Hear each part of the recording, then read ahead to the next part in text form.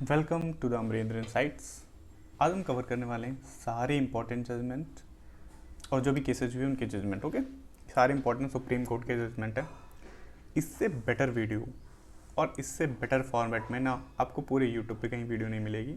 ठीक है, तो इस वीडियो को पूरा ध्यान से देखना, चीज़ें आपको याद हो जाएंगी क्योंकि ऐसे फॉर्मेट में है ये वीडियो। स्टोरी के रूप में पहले हम उस केस को देखेंगे, फिर उस केस के इंपॉर्टेंट फैक्ट्स को देखेंगे, तो चीज़ें हमें याद होने वाली हैं बहुत ईजिली। इसकी पीडीएफ भी आपको मिल जाएगी, वो टेलीग्राम ग्रुप पर मिलेगी। मेरी लिंक उसकी डिस्क्रिप्शन में दी हुई है। बाइलिंगुअल हिंदी और इंग्लिश दोनों की पीडीएफ में डाल दूंगा, वहाँ से आप डाउनलोड कर सकते हैं। ठीक है, पूरा वीडियो आराम से आप देखो, चीज़ें आपको याद हो जाएंगी। ओके, चलिए स्टार्ट करते हैं। पहला जो हमारा जजमेंट है ना, वह A.K. गोपालन केस। ये 1950 में हुआ था। इसमें हुआ क्या था, जब हमारा देश आज़ाद ही हुआ था 1947 में, कंट्री हमारी स्टिल ड्राफ्ट कर रही थी कॉन्स्टिट्यूशन। ठीक है, उसी टाइम पे क्या हुआ, एक कम्युनिस्ट मूवमेंट हो गया जो कि बहुत ही वायलेंट प्रोटेस्ट और अनरेस्ट से गुजर रहा था। A.K. गोपालन उसमें एक प्रोमिनेंट कम्युनिस्ट लीडर थे केरला के। ठीक है, अब पुलिस ने सोचा कि ये भाई पब्लिक ऑर्डर डिस्टर्ब कर सकते हैं, तो उनको प्रिवेंटिव डिटेंशन एक्ट 1950 के अंतर्गत विदाउट ट्रायल अरेस्ट कर लिया गया। गोपालन सुप्रीम कोर्ट चले गए। उन्होंने क्या कहा, हेबियस कॉर्पस के थ्रू उन्होंने पिटीशन दायर की और उन्होंने कहा कि मेरा जो पर्सनल लिबर्टी है वो वायलेट हो गया है। मेरा आर्टिकल 21 जो है, right to life and personal liberty, and article 9 freedom of movement of the constitution, इसके अगेंस्ट ये प्रिवेंटिव डिटेंशन एक्ट। तो ये सुप्रीम कोर्ट चले गए। अच्छा, फैक्ट देख लेते हैं। Gopalan was kept in prison without trial under a preventive law, जैसा मैंने स्टोरी में आपको बताया। इन्होंने चैलेंज किया सुप्रीम कोर्ट में, saying that law was unconstitutional because it violated his fundamental right. Supreme court ने क्या कहा इस पर, सुप्रीम कोर्ट ने प्रिवेंटिव डिटेंशन एक्ट को वैलिड करार दिया और उसने कहा कि article 21 and article 19 are separate and should not be read together. उन्होंने और उसने एक्सेप्ट किया कि प्रोसीजर इस्टेब्लिश्ड बाय लॉ, यानी कि भैया जो कॉन्स्टिट्यूशन में लिखा हुआ है हम वही मानेंगे।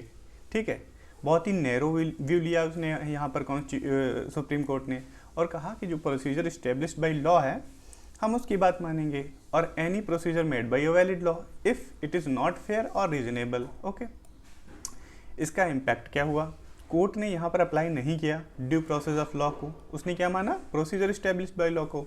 ठीक है, और उसने बाद में, ये जब मेनका गांधी केस हुआ 1978 में, तब कोर्ट ने कहा कि जो प्रोसीजर है वो must be fair, just and reasonable होना चाहिए।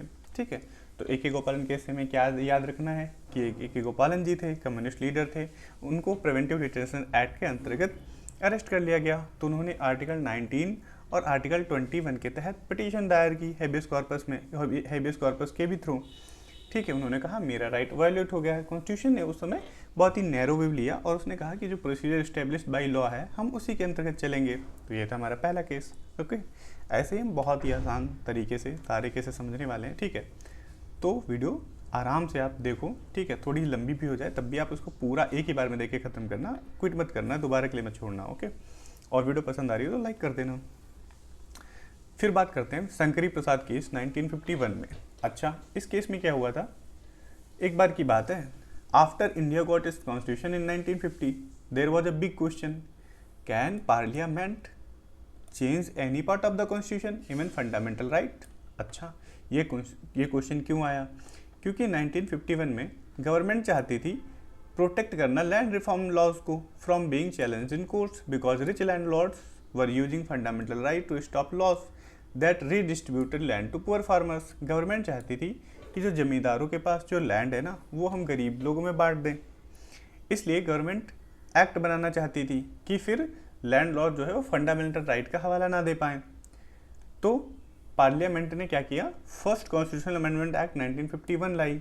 इसके अंतर्गत article 31A and 31B and putting laws in 9th schedule which means those law could not be challenge in court for violating fundamental rights. ठीक है, तो एक जमींदार थे शंकरी प्रसाद सिंह देव, उन्होंने क्या कहा, wait, how can parliament take away my fundamental right, the constitution and they are sacrosanct. ठीक है, तो उन्होंने सुप्रीम कोर्ट में केस फाइल कर दिया। अच्छा, अब फिर से देख लेते हैं, स्टोरी तुमने समझ ली, इशू क्या था। इशू यही था कि parliament have the power under article 368 to amend any part of the constitution including fundamental right.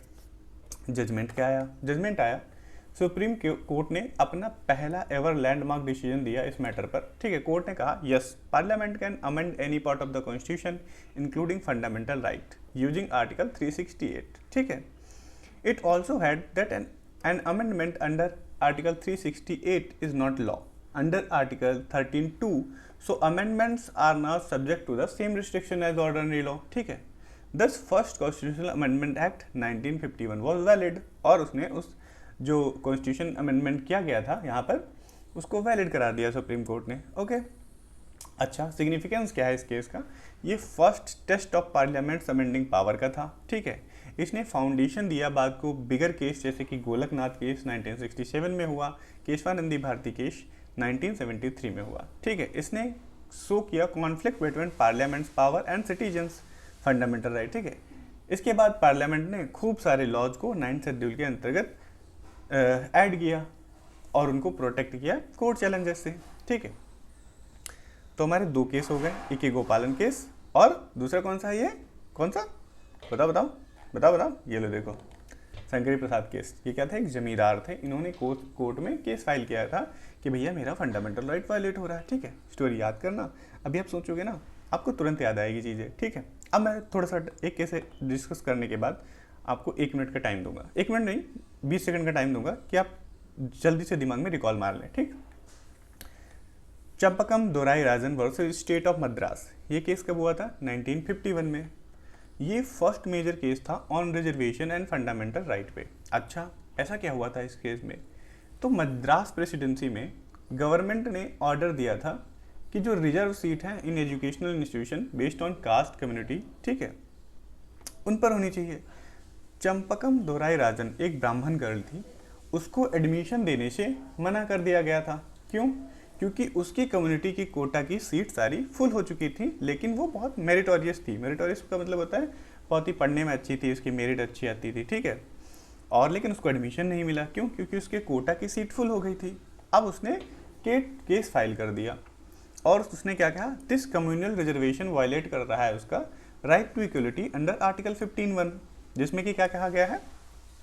किसी को सेक्स, प्लेस, बर्थ के बेसिस पर डिस्क्रिमिनेट नहीं किया जा सकता। ये देखो लिखा भी है, no discrimination on grounds only of religion, race, caste, sex और प्लेस ऑफ बर्थ। ठीक है, अच्छा, तो उसने केस जब दायर किया तो सुप्रीम कोर्ट ने क्या कहा कि हाँ, वायलेट करता है आर्टिकल 15(1) को, no discrimination on grounds only of religion, race, caste, sex और प्लेस ऑफ बर्थ।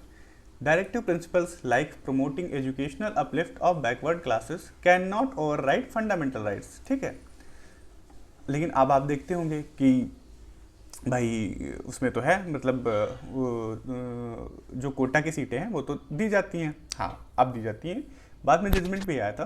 तो देखो सुप्रीम कोर्ट ने क्या कहा कि फंडामेंटल राइट जो है ग्रेटर देन है directive principle, in there is a conflict. Impact क्या हुआ? First constitutional amendment 1951 adding article 15(4) to allow special provision for advancement of socially and educationally backward classes. ठीक है, क्विक रिकैप ले लेते हैं। इसमें क्या होता?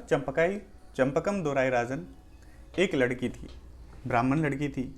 वो जब पढ़ने गई तो उसको क्या वहाँ पर एडमिशन नहीं मिला। क्यों? क्योंकि वहाँ पर उसके कम्युनल कोटा की सीट फुल हो चुकी थी। वो कोर्ट चली गई, उसने कहा कि भैया मेरा equal right to equality under article 15(1) मिला है, वो मेरा तो ख़राब हो गया, वैलिड ही नहीं रहा, क्योंकि ये वायलेट कर रहा है मेरे राइट को। सुप्रीम कोर्ट ने कहा हाँ बिल्कुल, फंडामेंटल राइट ऊपर है, DPSP नीचे है और ये चीज़ नहीं होनी चाहिए। लेकिन फिर फर्स्ट कॉन्स्टिट्यूशन अमेंडमेंट एक्ट 1951 में आर्टिकल 15(4) आर्टिकल 15 का क्लॉज 4 जोड़ा गया, जिसमें कि कहा गया कि special provision for advancement of socially and educationally backward classes. Okay, अब बात करते हैं Berubari union case 1960। After India became independent, its boundary with Pakistan was decided by the Radcliffe line. ये तो हमें पता ही है, but there was a confusion about one small region in West Bengal called Berubari union. India and Pakistan both claimed Berubari. So in 1958, India's Prime Minister Jawaharlal Nehru and Pakistan's Prime Minister Firoz Khan Noon इन लोगों ने क्या किया, एक pact, एक agreement sign किया जिसको कहते हैं नेहरू नून एग्रीमेंट, ठीक है। इसके तहत Berubari union was given to Pakistan, okay. लेकिन लोगों ने कहा wait, can government just give any Indian territory, doesn't that need a constitutional amendment, ठीक है। तो प्रेसिडेंट उस समय कौन थे, डॉक्टर राजेंद्र प्रसाद। उन्होंने क्या कहा, सुप्रीम कोर्ट से एडवाइस मांगी, जो कि वो ले सकता है आर्टिकल 143 के अंतर्गत, ठीक है। अच्छा, ये पूरा स्टोरी हो गई। स्टोरी क्या है कि हमारा जब देश आज़ाद हुआ तो हमारा देश पता ही है 2 भागों में बटा, पाकिस्तान और इंडिया। अब वहाँ पे क्या हुआ, एक बेरूबरी नाम की एक जगह थी वेस्ट बंगाल में, उस पर थोड़ा सा डिस्कशन चल रहा था ये किसके पास जाएगी। तो नेहरू नून एग्रीमेंट साइन हुआ और उसके तहत ये डिसाइड किया गया कि बेरूबरी यूनियन पाकिस्तान को दे दी जाएगी। लोगों ने कहा भाई ऐसे कैसे, मतलब ऐसे ही कैसे किसी को दे दिया जा सकता है क्या हमारा लैंड, इसके लिए क्या कोई कॉन्स्टिट्यूशनल अमेंडमेंट की जरूरत नहीं है। राजेंद्र प्रसाद उस समय प्रेसिडेंट थे, वो चले गए सुप्रीम कोर्ट, उन्होंने कहा भैया एडवाइस दो हमको। अच्छा, इशू तो हमने देख लिया, जजमेंट क्या हुआ, supreme court said that the parliament alone does not have the power to cede Indian territory by law under article 3, ठीक है। If India wants to give any part of its territory, it must amend the constitution under Article 368 because the preamble mentions the territory of India and that is a part of the constitution, ठीक है। तो उसने कहा हाँ, इसके लिए आपको amendment करना पड़ेगा अंडर आर्टिकल 368 के तहत, ठीक है। So to transfer Berubari union to Pakistan, India needed a constitutional amendment. As a result, 9th Constitutional Amendment Act 1960 was passed to give effect to this transfer, ठीक। क्या हुआ इसमें, 9th Constitutional Amendment Act हुआ 1960 में, इसको पास किया गया अपने जो ये ट्रांसफ़र है इसको प्रभाव में लाने के लिए, ओके। सिग्निफिकेंस फिर से जान लेते हैं एक बार। फर्स्ट इंपॉर्टेंट केस था अबाउट सीडिंग इंडियन टेरिटरी, ठीक है। इसने क्लेरिफाई किया difference between adjustment of boundary और सेशन ऑफ टेरिटरी, ठीक है। एडजस्टमेंट ऑफ बाउंड्री में कोई ही आर्टिकल 3 के अंतर्गत अलाउड है और सेशन ऑफ टेरिटरी में कॉन्स्टिट्यूशनल अमेंडमेंट की जरूरत थी, ठीक है। इसने एस्टैब्लिश किया that preamble is a part of the constitution which when it comes to territorial integrity, ठीक है। It strengthen the idea that parliament can not act alone to reduce the country's territory, okay. ये हमारी बात हो गई। अब हम बात करते हैं Golaknath versus state of Punjab 1967 case. इसमें क्या था, शंकरी प्रसाद केस 1951 के बाद parliament kept amending the constitution to put land reform laws in 9th schedule. मैंने बताया भी था ऊपर कि इसके बाद पार्लियामेंट ने खूब सारे 9th शेड्यूल में वो अमेंडमेंट किए, ठीक है। उसके बाद क्या हुआ, Golaknath family in Punjab owned a large chunk of land, ठीक है। They said the Punjab Security of Land Tenure Act 1953 violates our fundamental rights to property. They challenged the amendments that protected this law, ठीक है। Issue क्या था, can parliament amend fundamental rights under article 368। Judgement किसके लिए क्या हुआ, supreme court reverse its previous set. Supreme court ने क्या कहा था कि फंडामेंटल राइट्स, ठीक है, उसमें कौन सा केस था हमारा, हाँ शंकरी प्रसाद केस, उसमें उसने क्या कहा था कि हाँ भाई दे सकती है लैंड, ठीक है। अब उसने क्या कहा है कि फंडामेंटल राइट्स आर सैक्रोसैक्ट, ठीक है। Parliament has no power to amend fundamental rights, ठीक है। देखो बिल्कुल उसको रिवर्स कर दिया, वहाँ पे उसने ऐसा करने के लिए वो कह दिया था कि हाँ भाई कर सकते हैं। यहाँ उसने क्या कहा कि नहीं नहीं भाई अब नहीं कर सकते। Article 368 only lays down to procedure to amend but does not give power, okay.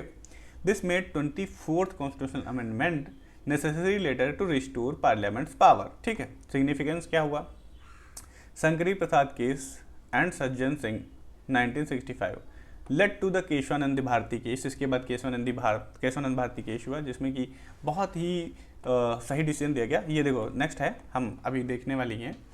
और इसने कहा इस फंडामेंटल राइट बियॉन्ड अमेंडमेंट के, ठीक है। जबकि ऊपर जब अभी एक केस हुआ था शंकरी प्रसाद केस, तब वहाँ उसने कहा था कि हाँ भाई हो सकता है, ठीक है, लैंड डिस्ट्रीब्यूट किया जा सकता है, पार्लियामेंट वहाँ पर लागू कर सकती है। लेकिन यहाँ पर क्या हुआ कि फंडामेंटल राइट्स आर सैक्रोसैक्ट, ठीक है। Parliament has no power to amend fundamental rights, okay. अब बात करते हैं Kesavananda Bharati versus state of Kerala, ठीक है, 1973। इसमें क्या हुआ था, Swami Kesavananda Bharati, head of a math in Kerala, ठीक है, इन्होंने चैलेंज किया the Kerala land reforms act which took away some property belonging to his mutt. After Golaknath, the 24th and 25th amendments restored Parliament's power to amend fundamental rights. ठीक है, यहाँ पर देखो, यहाँ पे बताया था, हाँ 24th कॉन्स्टिट्यूशनल अमेंडमेंट हो चुका था, इसके बाद पार्लियामेंट की पावर रिस्टोर करने के लिए, ठीक है।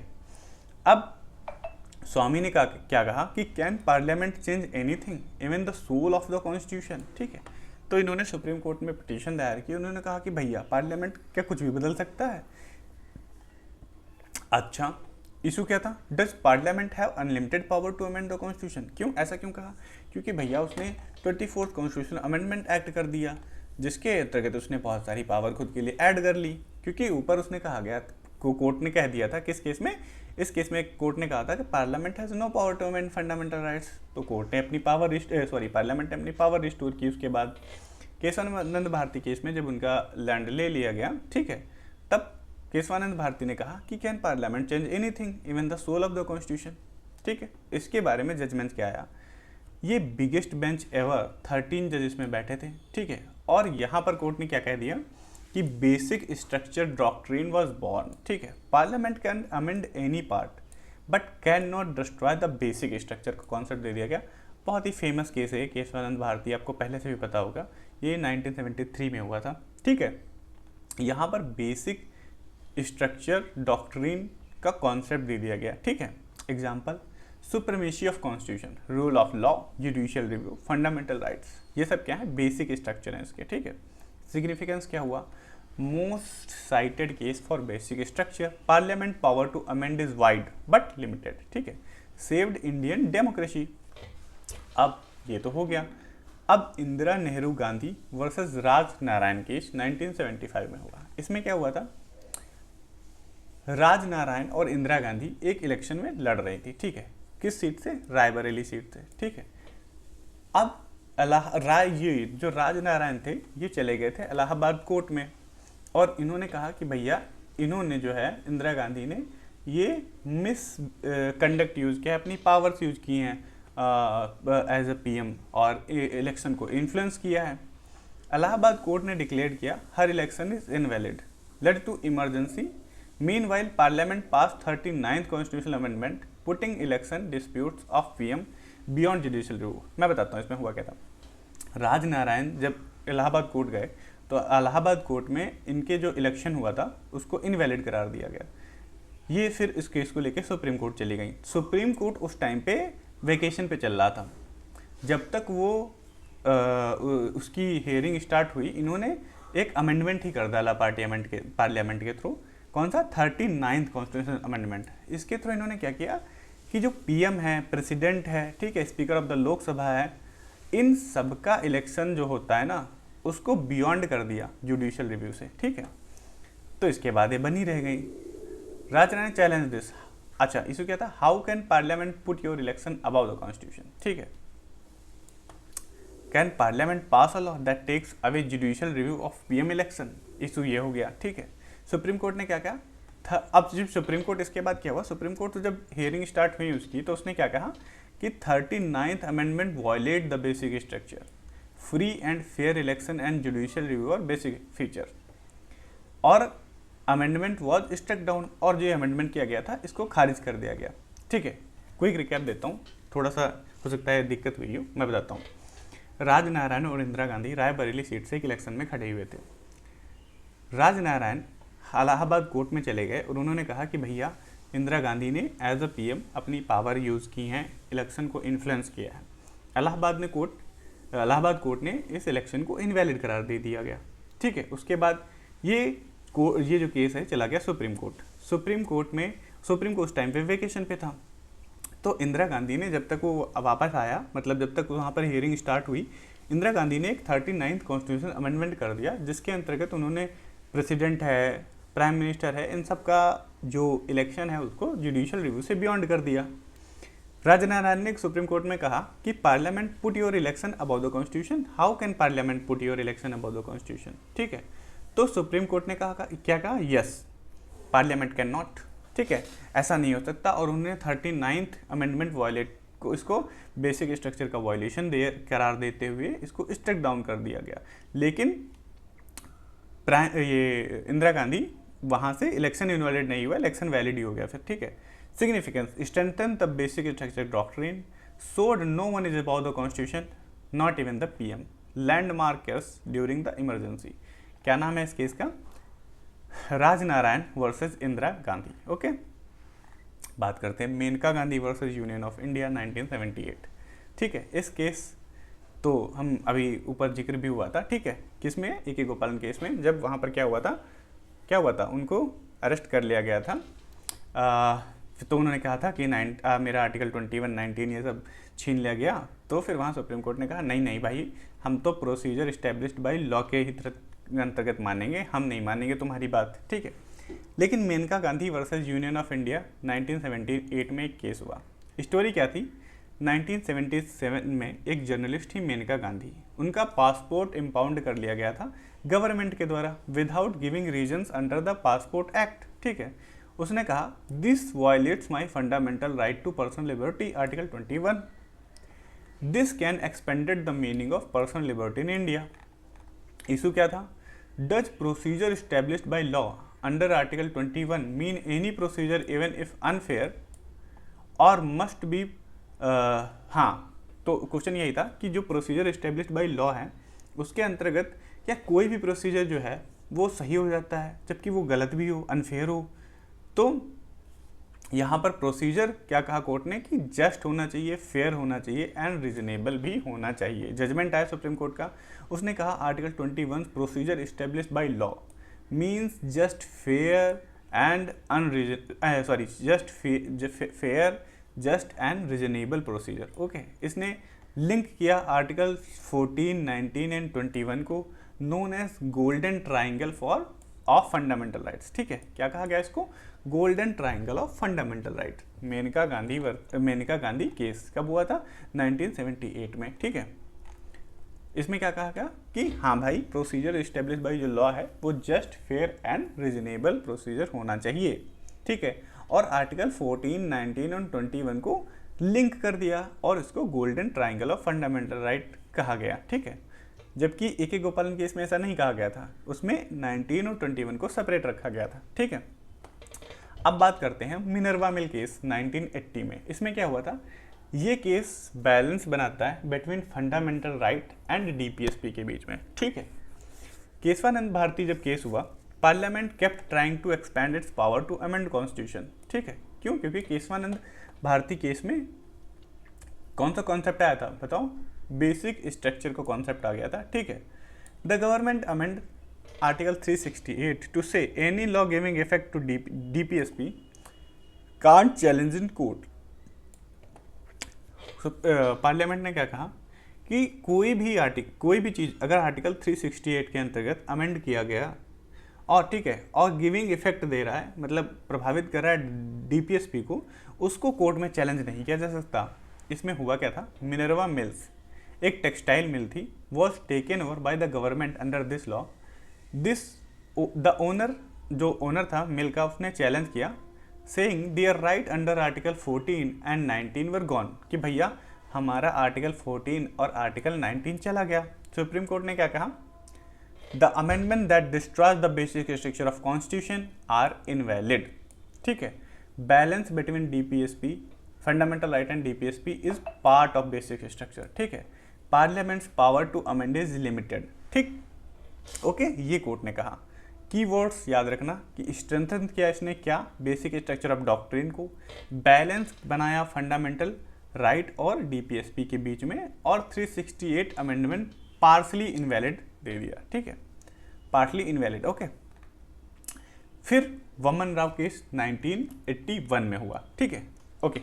चीज़ें आपको याद हो रही होंगी, ठीक है। अभी एक तो बहुत सारे केसेस हैं ना, तुम बिलीव करो ये चीज़ आपको याद हो जाएंगी, क्योंकि इतने स्टोरी फॉर्मेट में ना, आप अगर एमसीक्यू टाइप में ये क्वेश्चन आता है ना, आप चुटकियों में कर लोगे, क्योंकि वो चीज़ें आपके दिमाग में बैठ जाएंगी, आप वहाँ पर ऑप्शन एलिमिनेट कर लोगे, क्योंकि स्टोरी फॉर्मेट में चीज़ें हमें ज़्यादा देर तक याद रहती। और एक दो बार ये PDF पढ़ोगे ना, ये टॉपिक भाई है थोड़ा टेक्निकल टॉपिक है, थोड़ा लेंदी टॉपिक है, ठीक है। तो ये मतलब एक बार में अगर आपको पूरा समझ में आ रहा ना भाई, तो बेस्ट है। मतलब जब मैं इस टॉपिक के लिए सर्च कर रहा था, जब मैंने पढ़ा था, तो मुझे 50 जगह से चीज़ें देखनी पड़ी थी, क्योंकि कहीं कंपाइलेशन बहुत अच्छा और बहुत ही क्रिस्प फॉर्मेट में नहीं था, या तो फिर बहुत लंबे वीडियो थे उन्हें देखने पड़ रहा था।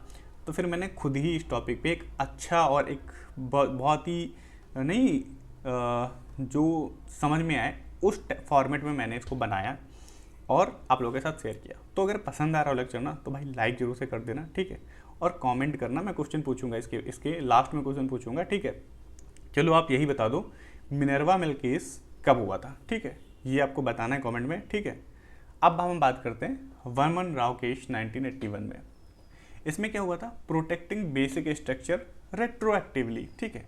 केशवानंद और मिनर्वा मिल केस के बाद एक कंफ्यूजन थी about past amendment. Waman Rao and other farmers challenge land ceiling laws, ठीक है। Waman Rao and other farmers ने चैलेंज किया land ceiling laws. Supreme court ने क्या कहा, all constitutional amendment after April 24 and 73, मतलब केशवानंद भारती की जजमेंट के बाद are open to judicial review if they destroy basic structure, ठीक। अच्छा सुनो, मैं बताता हूँ इसमें हुआ क्या।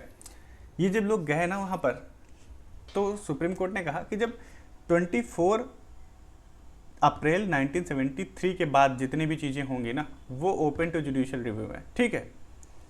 If they destroy basic structure all amendments before the date are valid. उसके पहले जो अमेंडमेंट किए गए हैं ना, इस डेट से पहले, वो वैलिड है, ठीक है। उनमें हम जुडिशियल रिव्यू नहीं करेंगे, ठीक। तो ये था, कीवर्ड्स याद रखो। इसने केशवानंद भारती इसको कंफर्म किया, डॉक्ट्रिन ऑफ बेसिक स्ट्रक्चर दिया और एक कट ऑफ डेट दे दी कि 24 अप्रैल 1973 के बाद ये चीज़ें जुडिशियल रिव्यू के अंतर्गत आएंगी। उससे पहले अगर हुई है तो भाई वैलिड है, हम उसमें फिर चीज़ें नहीं हस्तक्षेप करेंगे, ओके। अब बात करते हैं, ये कौन सा केस था, वर्मन राव केस था 1981 का, ठीक। इसमें एक कट ऑफ डेट दे दी गई थी। यही मेनली पूछा जाता है कि किस जजमेंट में एक डेट निर्धारित की गई, किसके बाद जुडिशियल रिव्यू वैलिड है, मतलब जुडिशियल रिव्यू हम करेंगे। तो वो 24 अप्रैल 1973 थी। Olga Tellis versus Bombay municipal corporation 1985, कौन सा case, Olga Tellis versus Bombay municipal corporation 1985। इसमें क्या था, राइट टू लिवलीहुड बराबर right to life. Thousand of slum dwellers are being evicted in Bombay. Olga Telis, a journalist, fought for them, arguing that removing pavement dwellers means taking away their livelihood. हुआ क्या, एक slum में बहुत सारे लोग रहते थे, तो बॉम्बे की जो म्यूनिसिपल कॉर्पोरेशन थी ना, वो उनको वहाँ से निकाल रही थी। ओल्गा तेलिस एक जर्नलिस्ट का नाम था, ठीक है। सुनने में थोड़ा अजीब लगता होगा शुरू में, जब ये Olga Tellis versus Bombay municipal corporation case ऐसे सुना होगा, कह रहा क्या ही चीज़ है। ओल्गा तेलिस एक जर्नलिस्ट थे, ठीक है, जर्नलिस्ट का नाम है ये, ठीक है। और बॉम्बे म्यूनिसिपल कॉर्पोरेशन क्यों, क्योंकि उसने स्लम्स में जहाँ वहाँ जो लोग रहते थे ना, उनको इविक्ट कर दिया कि भैया यहाँ से निकलो, यहाँ से भागो, हटो। तो इन्होंने उनके लिए लड़ी है और उन्होंने कहा कि इनको हटाना मीन्स इनका लिवलीहुड छीनना है। सुप्रीम कोर्ट ने क्या कहा, right to livelihood is part of article 21 right to life. However eviction was allowed because it was illegal encroachment but humane resettlement is required, ठीक है। उसने क्या कहा कि भाई ठीक है, राइट टू लिवलीहुड पार्ट है आर्टिकल 21 का, राइट टू लाइफ का, लेकिन ये जो इविक्शन किया है म्यूनिसिपल कॉर्पोरेशन ने, ये इलीगल था। तो इसलिए मतलब ये लोग इलीगली रह रहे थे, तो इंक्रोचमेंट जो किया गया है इनका इविक्शन, वो सही है, ठीक है, क्योंकि ये इन लोग इलीगल इंक्रोचमेंट था, ये लोग इलीगल तरीके से रह रहे थे, लेकिन but humane resettlement is required. Keyword क्या है इस केस का, किस केस का, Olga Tellis versus Bombay municipal corporation का। कीवर्ड्स याद रखते हैं, right to livelihood under article 21 के अंतर्गत आता है, पेवमेंट ड्वेलर्स केस था, ह्यूमेन इवेक्शन की बात कही गई थी यहाँ, ठीक। बहुत important case, Shah Bano Begum case 1985, ठीक। इसमें क्या हुआ था, Muslim women's right to maintenance. इसमें एक शाह बानो, एक 62 ईयर की ओल्ड मुस्लिम वुमेन थी, वॉज डिवोर्स बाई हस्बैंड, ठीक है, हु रिफ्यूज्ड मेंटेनेंस आफ्टर इद्दत, ठीक है। इसमें क्या हुआ, शाहबानो एक 62 साल की बूढ़ी महिला थी, उनको डिवोर्स दे दिया गया उनके हस्बैंड के द्वारा, जिसने मेंटेनेंस देने से भी रिफ्यूज कर दिया, तो वो कोर्ट के अंतर्गत चली गई सेक्शन 125 सीआरपीसी के अंतर्गत, ठीक है। सुप्रीम कोर्ट ने क्या कहा, Muslim women can claim maintenance under section 155 CrPC. Maintenance is not religion specific, it's for preventing destitution, ठीक है। सुप्रीम कोर्ट ने क्या कहा कि भैया तुम चाहे किसी भी रिलीजन से हो, ठीक है, मेंटेनेंस के लिए तुम क्लेम कर सकते हो, मेंटेनेंस रिलीजन स्पेसिफिक नहीं है। कीवर्ड्स क्या था, सेक्शन 125 सीआरपीसी पर्सनल लॉ से ग्रेट है, ठीक है। राइट टू मेंटेनेंस है एक वुमेन का जिसको डिवोर्स दे दिया गया है। Led to Muslim women protection of right on divorce act 1986। इसके बाद एक मुस्लिम वुमेन के लिए protection of right on divorce आया, डिवोर्स एक्ट आया था 1986 में, ठीक है। ये हो गया। शाहबानो केस में क्या था, उनको डिवोर्स दे दिया गया था सिंपली। चलो फिर से बताता हूँ बहुत ही शॉर्ट फॉर्मेट में, ठीक है, याद होंगी चीज़ें। शाहबानो एक 62 साल की महिला थी, उनके पति ने उनको क्या दे दिया, डिवोर्स दे दिया, तो वो चले गई सुप्रीम कोर्ट की भैया हमको मेंटेनेंस तो दो, हम रहेंगे कैसे। सेक्शन 125 सीआरपीसी के अंतर्गत सुप्रीम कोर्ट ने कहा ठीक है तुमको मेंटेनेंस दिया जाएगा। और ऐसा नहीं है कि कोई तुम स्पेसिफिक रिलीजन से हो तो तुम्हारा तुम मेंटेनेंस नहीं मांग सकते, ऐसा कुछ भी नहीं। तुम किसी भी रिलीजन से हो, ये रिलीजन स्पेसिफिक चीज़ नहीं है, मेंटेनेंस आप ले सकते हो। सेक्शन 125 सीआरपीसी को पर्सनल लॉ से ग्रेटर माना गया, राइट टू मेंटेनेंस, और इसने फिर मुस्लिम women protection of right on divorce act 1986 को जन्म दिया। ओके, अब बात करते हैं Indira Sawhney versus union of India, ठीक है। थोड़ा सा बैटरी चार्ज कर लेते हैं गाइस, डिस्चार्ज होने वाला है, ठीक है। Indira Sawhney versus union of India, story क्या थी, मंडल कमीशन ने 50% कोटा कैप, ठीक है। Mandal commission recommended 27% OBC reservation in government job, this was challenged by Indira Sawhney and others, ठीक है।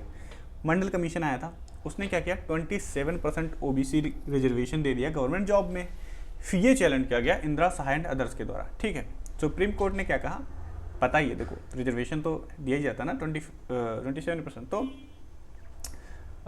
वो तो वैलिड है ही, तभी तो सुप्रीम कोर्ट ने कहा ही होगा कि वैलिड है। लेकिन चीज़ें क्या हुई देखो तुम, बहुत ये केसेस है ना, बहुत इंटरेस्टिंग वे में देखोगे ना पूरा फोकस करके, तो तुम्हें याद तो होंगे ही, ऊपर से इंटरेस्ट भी आएगा इनको पढ़ने में, क्योंकि ये भाई लैंडमार्क जजमेंट है, ठीक है। इन्होंने बदल के रख दिया है चीज़ों को, तो पता भी होने चाहिए, ठीक है, कि ऐसा क्या हुआ था।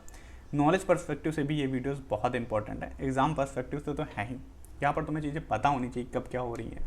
अभी देखो शायद से वुमेंस का रिजर्वेशन बिहार में दिया गया है, ठीक है, जॉब्स में बढ़ाया गया है शायद से उनका रिजर्वेशन, ठीक।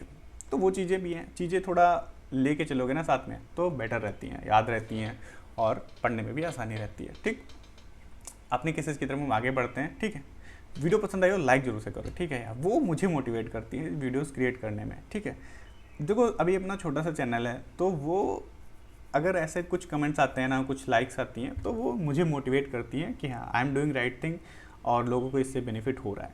वरना थोड़ा सा मतलब वो क्रिएट तो मैं करूँगा ही, लेकिन एक मोटिवेशन भी मिलता है। ओके, बात करते हैं Indira Sawhney versus union of India.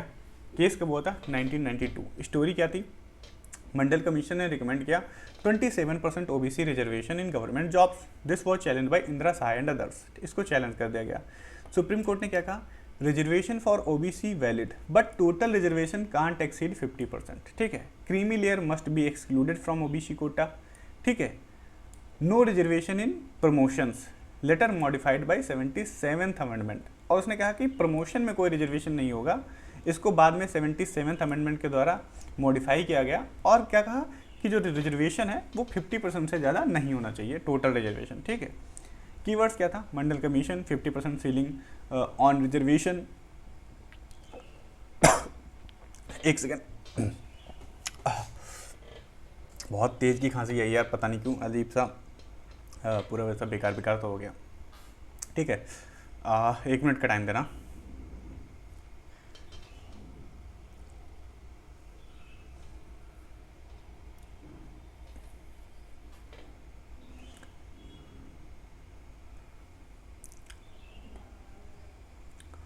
Okay, keywords क्या थे? मंडल कमीशन, 50% सीलिंग लगा दी रिजर्वेशन पे, ठीक है, क्रीमी लेयर कॉन्सेप्ट आ गया यहाँ पे, ठीक, यहाँ पे क्या क्रीमी लेयर का कॉन्सेप्ट आया क्योंकि उसने कहा कि क्रीमी लेयर को एक्सक्लूड करना चाहिए ओबीसी कोटा से, ठीक।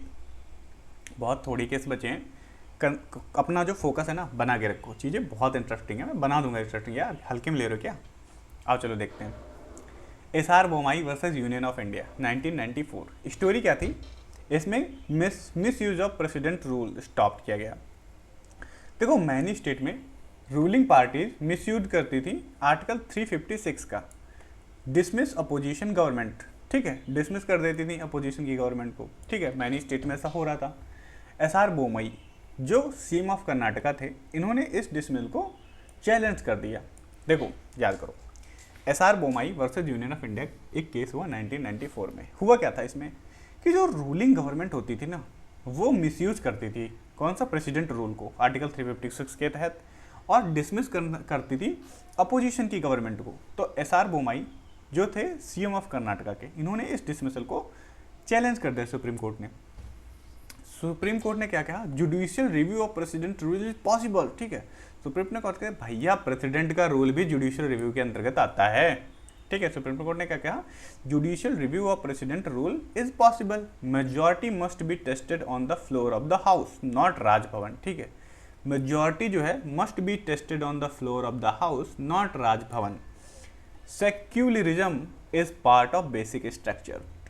कीवर्ड्स क्या था इस केस में? देखो ये याद कैसे रहेंगे ना, एसआर बोमई क्या थे? ये कोलकाता के कर्नाटका के सीएम थे, ठीक। तो चीज़ें याद रहेंगी ना कि फिर वो केस वो चले गए थे सुप्रीम कोर्ट, वहाँ उन्होंने कहा कि भैया ये प्रेसिडेंशियल रूल लगा के डिसमिसल कर देते हैं, हम नहीं मानेंगे इन चीज़ों को।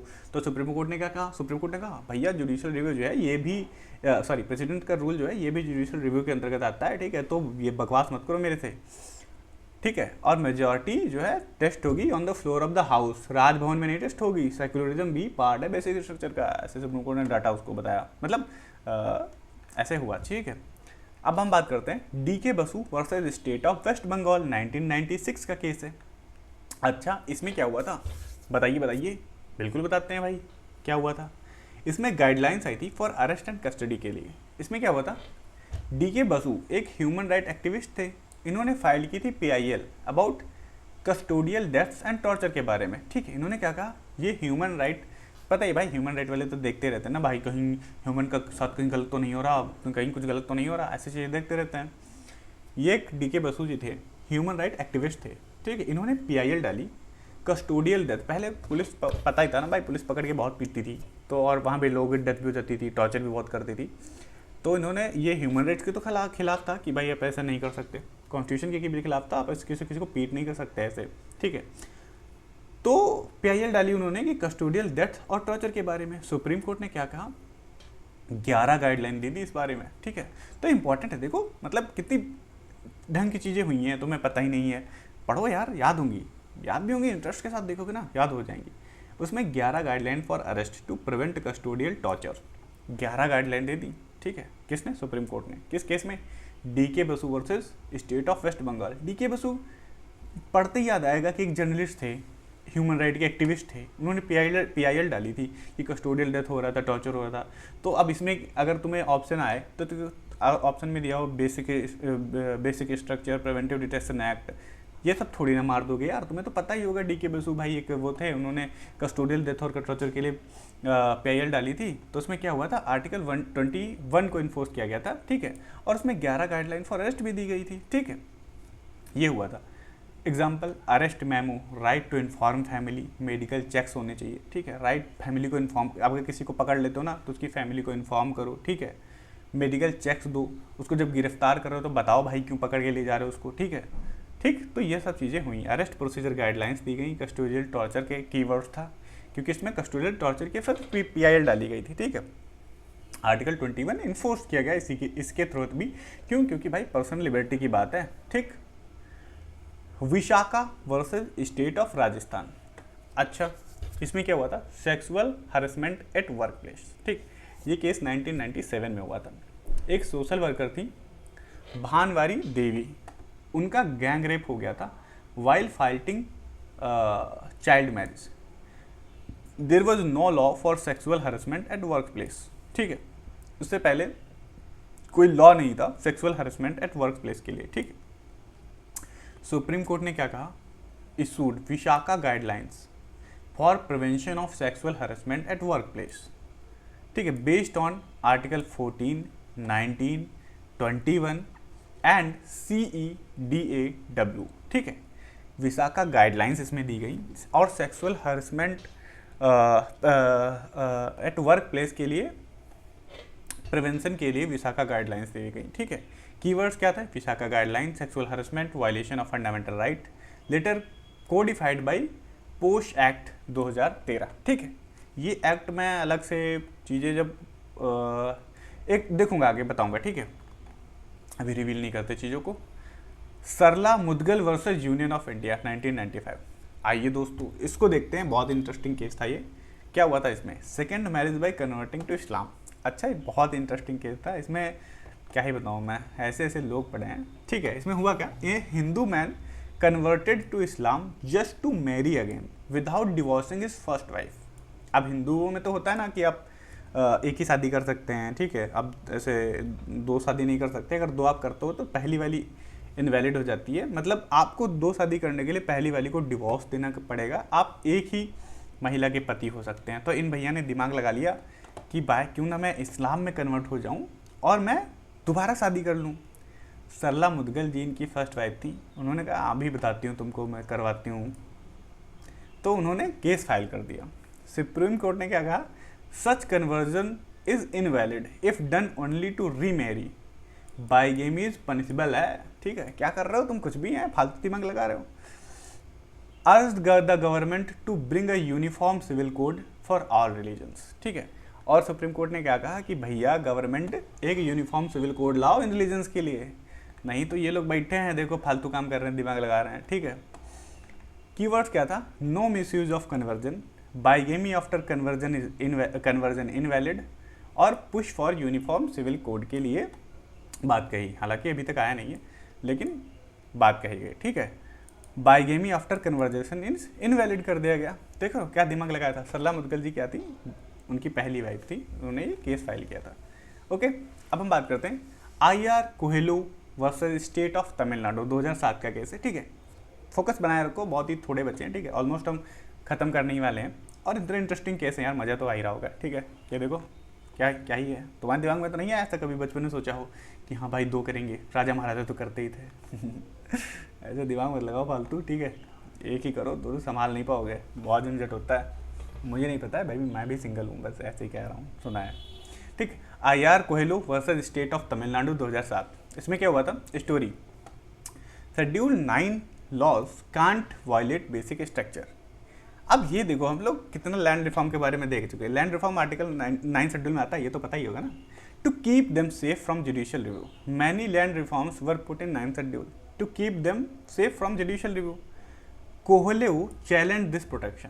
ठीक, सुप्रीम कोर्ट ने क्या कहा, any law put in 9 schedule after 24 April 1973। किसकी डेट है ये, केशवानंद भारती वाले केस की डेट है। ठीक है, can be trusted, can't violate basic structure. Supreme court ने कहा भैया कोई भी अमेंडमेंट तुमने अगर किया है 24 अप्रैल 1973 के बाद, हम भैया उसको कर सकते हैं रिव्यू, वो बेसिक स्ट्रक्चर को आप वायलेट नहीं कर सकते। ठीक है, उससे पहले जुडिशियल रिव्यू ऑफ 9 शेड्यूल का जुडिशियल रिव्यू नहीं कर सकते थे, तभी खटाखट गवर्नमेंट उसमें अमेंडमेंट नहीं, चीज़ें पे चीज़ें ऐड कर रही थी। लेकिन उसमें क्या कहा गया कि भैया नहीं, जुडिशियल रिव्यू भी इसका भी हो सकता है। अब पोस्ट 1973 बेसिक स्ट्रक्चर अप्लाइज। ठीक है, फॉलोज केशवानंद भारती। ठीक, ये कहा गया किसमें, CR Coelho versus state of Tamil Nadu 2007 में। ठीक, अब बात करते हैं नोटा जजमेंट 2013। दोस्तों फोकस बनाए रखो। ठीक है, ऐसे बोल रहा हूँ। ठीक है, पढ़ो चीज़ें, बहुत भाग रहे हो। Story, right to reject in voting. अच्छा, PUCL filed a PIL saying voters should have the option to reject all candidates। ठीक है, PUCL ने एक PIL डाली कि वोटर्स के पास भाई ये भी तो राइट होना चाहिए, उसको कोई नहीं पसंद आया सभी कैंडिडेट को रिजेक्ट करेगा, वो नहीं मन है उसको वोट देने का। ठीक है, मतलब वोट देने का मन है पर वो किसी को वोट नहीं देगा, कैंडिडेट को नहीं देगा, नोटा को देगा। नोटा जजमेंट 2013, ठीक है, कितना आसान है, किसको याद नहीं होगा ये, ठीक है, एक बार बस पढ़ने की जरूरत है। NOTA, none of the above is a constitutional right for free and fair election. Supreme court ने कहा भैया नोटा जो है is a constitutional right for free and fair election, ठीक है, part of 91 clause A, freedom of expression. Keyword क्या था, right to reject, NOTA option introduced, free and fair election, बस हो गया। Lily Thomas versus union of India 2013, ठीक है, story, MPs and MLAs lose seat if convicted, ठीक है, Lily Thomas versus union of India 2013 का केस था। Lily Thomas an advocate challenge section 844 of RPA which gave 3 months protection to convicted MP MLAs, ठीक है, Lily Thomas एक advocate थी, उन्होंने चैलेंज किया section 84 of RPA which gave 3 months protection to convicted MPs and MLA. Supreme court ने कहा MPs and MLA immediately disqualified if convicted and sentence greater than 2 years, no more protection, ठीक है, keywords, immediate disqualification, no seal for convicted law makers, strengthens clean politics के लिए किया गया, ठीक है, कौन सा, Lily Thomas versus union of India. Lily Thomas क्या थी, एक एडवोकेट थी, उन्होंने पीआईएल डाली, चैलेंज किया था सेक्शन 84 ऑफ आरपीए का, ठीक है। National legal service authority NALSA versus union of India, इसमें क्या हुआ था, NALSA filed PIL for legal recognition of third gender, ठीक है, 2014 का केस है, ठीक है, अभी हम आ गए, बिल्कुल लेटेस्ट में आ रहे हैं, ठीक। स्टोरी, ट्रांसजेंडर राइट्स रिकॉग्नाइज्ड, ठीक है, नालसा ने एक पीआईएल डाली legal recognition of third gender के लिए। सुप्रीम कोर्ट ने क्या कहा, transgender have right to self identity as male female और थर्ड जेंडर, ठीक है, right to equality dignity and life under article 14, 15 and 21, ठीक। सुप्रीम कोर्ट ने वहां पर एक तीसरा जेंडर इंट्रोड्यूस कर दिया, third gender, keywords, third gender को रिकॉग्नाइजेशन दी गई इसमें, किस केस में, NALSA versus union of India 2014 में, ठीक। अब बात करते हैं Shreya single versus union of India 2015, इसमें क्या हुआ, freedom of speech versus section 66A। Background क्या था, 2012 में क्या हुआ, इंपॉर्टेंट केस है, मतलब थोड़ा सा इंटरेस्टिंग केस भी है, सुनो बताता हूँ तुम्हें हुआ क्या था। 2012 में 2 girls in Mumbai were arrested for posting a harmless Facebook post questioning a ban after Bal Thackeray's death, ठीक है, they were booked under section 66A of the IT Act 2000 which criminalized posting offensive or annoying messages online, ठीक है। Shreya Singhal a young law student थी, उन्होंने क्या किया, filed a PIL challenging section 66A as vague, arbitrary and violating freedom of speech. अच्छा, supreme court ने क्या कहा, सुप्रीम कोर्ट ने कहा section 66A is unconstitutional, it violates article 19A freedom of speech, it is a vague and overbroad, gave excessive power to police. This restriction was not reasonable under Article 19(2). Impact क्या हुआ, first major case बना striking down on online censorship law, big step for freedom of speech in digital space, reinforce किया इसने right to dissent and free expression online, okay. Exams के लिए keyword क्या है, section 66A IT act struck down कर दिया गया उसको, freedom of speech online protected किया गया, वेगनेस डॉक्ट्रिन, ठीक है, आर्टिकल 19(1A), 19(2) का इसमें जिक्र किया गया था, right to identity and dignity की बात की गई, बेसिस बना फॉर ट्रांसजेंडर पर्सन एक्ट 2019, ठीक, नहीं, ये किसी मैंने दूसरा शायद कुछ ऐड किया था, उसका शायद ये ऐड हो गया, ठीक है, इसको मत रिलेट करो, ओके, ऊपर का रिलेट करो। ट्रिपल तलाक judgment, Shreya Bano versus union of India 2017, ठीक है, ट्रिपल तलाक जजमेंट हुआ Shreya Bano versus union of India 2017। Story क्या थी, इंस्टेंट ट्रिपल तलाक unconstitutional, Saira Bano was given instant triple तलाक, she challenge it as arbitrary. हुआ क्या था, इंस्टेंट ट्रिपल तलाक हो जाता है, मुस्लिमों में हो जाता था, ठीक है, उनकी कम्युनिटी में, तो श्रेया बानो इंस्टेंट ट्रिपल तलाक उनको दिया गया, उन्होंने इसको चैलेंज कर दिया। सुप्रीम कोर्ट ने क्या कहा, इंस्टेंट ट्रिपल तलाक, तलाक ए बिद्दत, ये बात बिद्दत क्या बोलते हैं, तलाक ए बिद्दत, यही पढ़ते होंगे, इज अनकॉन्स्टिट्यूशनल, वायलेट करता है आर्टिकल 14 इक्वालिटी एंड आर्टिकल 21। कौन सा केस था ये? ट्रिपल तलाक judgment, Saira Banu versus union of India 2017। ठीक है, इंटरेस्ट के साथ पढ़ो, बहुत थोड़े केस बचे, 1-2 केस और है। ठीक है, चीज़ें याद होंगी भाई और मज़ा आ भी रहा होगा वीडियो में।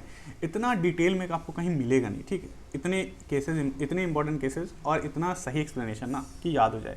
अगर ये आपको मुश्किल लग रहा है भाई तो तुम जाके यूट्यूब पे बाकी वीडियोस देखो। पहली बात तो घंटा भर ढूंढोगे तुम एक एक केसेस को। ठीक है, सारे इंपॉर्टेंट एक जगह मिलेंगे भी नहीं, मिलेंगे भी तो तुम यही बस एक 10 मिनट का ये कि वीडियो एक केस देखोगे फिर ये देखोगे, बहुत टाइम जाएगा, याद भी नहीं होंगी चीज़ें। ऐसे आराम से याद हो जाएंगे। इनको रिवाइज करोगे ना भाई, रिवाइज करना पड़ता है जीके, ऐसा नहीं कि एक बार पढ़ लिया ज़िंदगी भर याद रहेगा, रिवाइज करना पड़ता है चीज़ें इसमें। ठीक है, अगर आप नए हो जीके में और सोच रहे हो एक बारी में सब, भाई बहुत चीज़ें याद हो जाती हैं। इस केसेस की आप कितने केसेस आपको याद हो गए होंगे, आप खुद सोचो।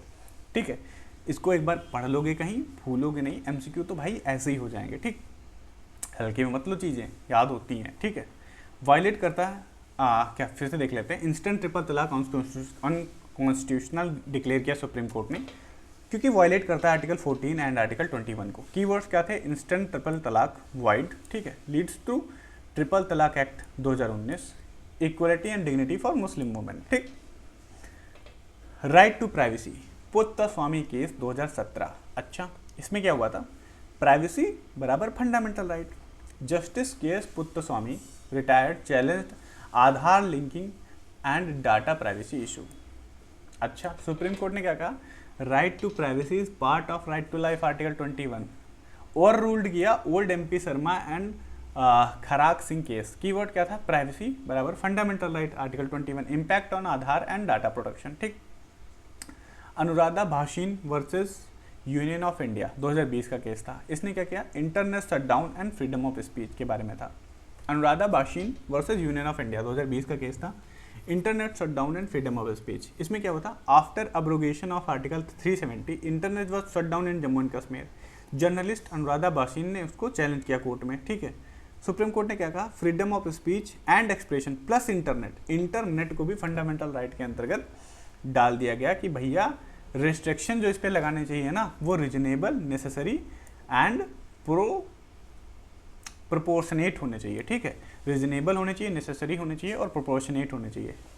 Freedom of speech, expression plus internet, तीनों को मिला के फंडामेंटल राइट है भाई हमारा। Anuradha Bhasin versus union of India 2020 का केस था। ठीक, बस डन, ऑल सेट, हमारे सारे केस हो गए। ठीक है, लेटेस्ट के कुछ केसेस अभी बचे हुए हैं। ठीक है, वो अगर इस वीडियो पे 100 लाइक्स आए ना, मैं वो करवा दूंगा। बहुत ही छोटा टारगेट है क्योंकि अभी छोटा चैनल है अपना, तो मैं इतना कोई बड़ा ऐसे बड़ा टारगेट भी नहीं देना चाहता, but 100 likes you can do easily. Okay, चीज़ें आपको याद हो जाएंगी। 2 क्वेश्चन भी मैं आपसे पूछूंगा, उनके जवाब मुझे कमेंट सेक्शन में चाहिए। ठीक है, AK गोपालन जी को किस लॉ के अंतर्गत डिटेन किया गया था, मतलब अरेस्ट कर लिया गया था। ठीक है, और दूसरा क्वेश्चन है आपका केशवानंद भारती केस जो है उसमें क्या दिया गया था, कौन सा मेजर चीज़ उसमें बताई गई थी। ठीक है, ये 2 क्वेश्चन के आंसर आपको देने हैं। लाइक कर देना वीडियो को, उसको शेयर करना है अपने दोस्तों के साथ। ठीक है, और इसकी PDF हिंदी में भी और इंग्लिश में, दोनों में आपको मेरे टेलीग्राम चैनल पे मिल जाएगी। लिंक टेलीग्राम ग्रुप का डिस्क्रिप्शन में दिया हुआ है मेरे चैनल का। ठीक है, वहाँ से आप ज्वाइन हो जाना। साथ ही साथ इस चैनल पे मैं करंट अफेयर्स करवा रहा हूँ रिसेंटली, उसके 1 शॉट आएंगे एक टॉपिक के सीरियल प्री से पहले। ठीक है, सारे कंप्लीट हो जाएंगे, तो वो भी अगर आप फॉलो करना चाहें तो कर सकते हैं। चैनल को सब्सक्राइब कर लेना। जो भी मैं वीडियो डालूंगा ना जीके से रिलेटेड, बहुत ही इंटरेस्टिंग होगी और बहुत ही मतलब थोड़े से मैं टफ टॉपिक पे वीडियोस डालना चाहता हूँ जो अवेलेबल नहीं है यूट्यूब पे बहुत अच्छे से। ठीक है, तो चैनल सब्सक्राइब कर लो। उनको मैं बहुत क्रिस्प में बताऊँगा, बहुत जल्दी याद हो ताकि आपको चैनल सब्सक्राइब कर लेना। ओके, ठीक है, बाय बाय।